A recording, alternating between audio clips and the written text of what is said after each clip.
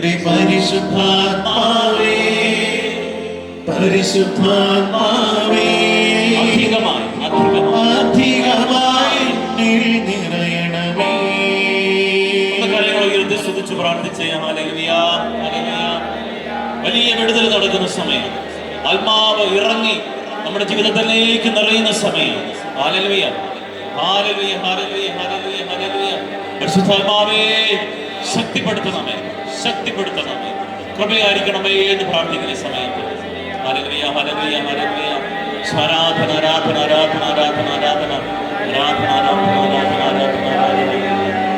ഒഴിയുന്ന കണ്ണുനീർ മുത്തെടുത്ത് അമ്മേ നിനക്കായി ഞാൻ ഓർത്തൊരുക്കി 53 മണി ജപമാല 53 മണി ജപമാല കൊണ്ടുവരികയാണ്.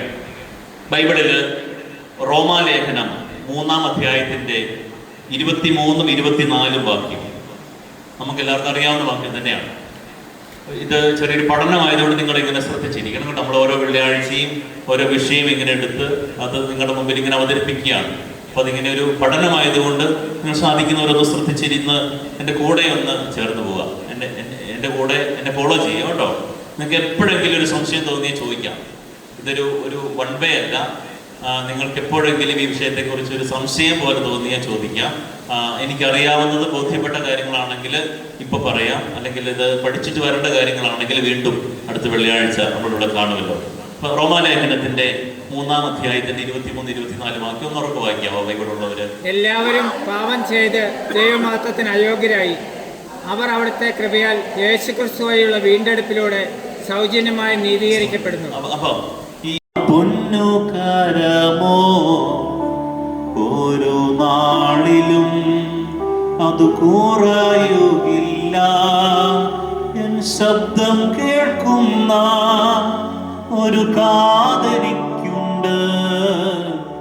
ഓരോ നാളും അന്ധമാകില്ല. എൻ ശബ്ദം കേൾക്കുന്ന ഒരു കാതനിക്കുണ്ട്.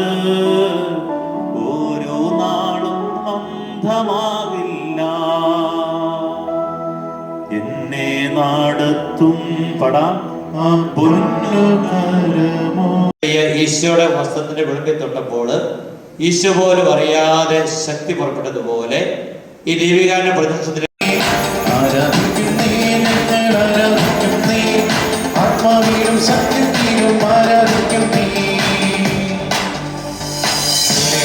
ഹല്ലേലൂയ ഗീതം പാടിടാം, ഹല്ലേലൂയ ഗീതം പാടി ആരാധിച്ചിടാം. ഹല്ലേലൂയ ഹല്ലേലൂയ ഹല്ലേലൂയ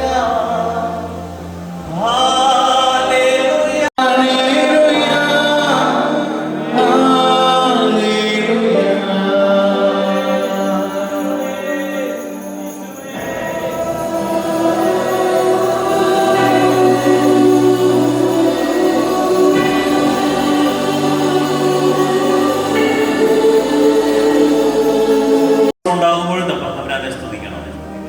കാരണം അവൻ എന്നെ കാണുന്നു. എന്നെ കാണുന്ന കർത്താവിനെ ഞാനും കണ്ടു. ഹല്ലേലൂയ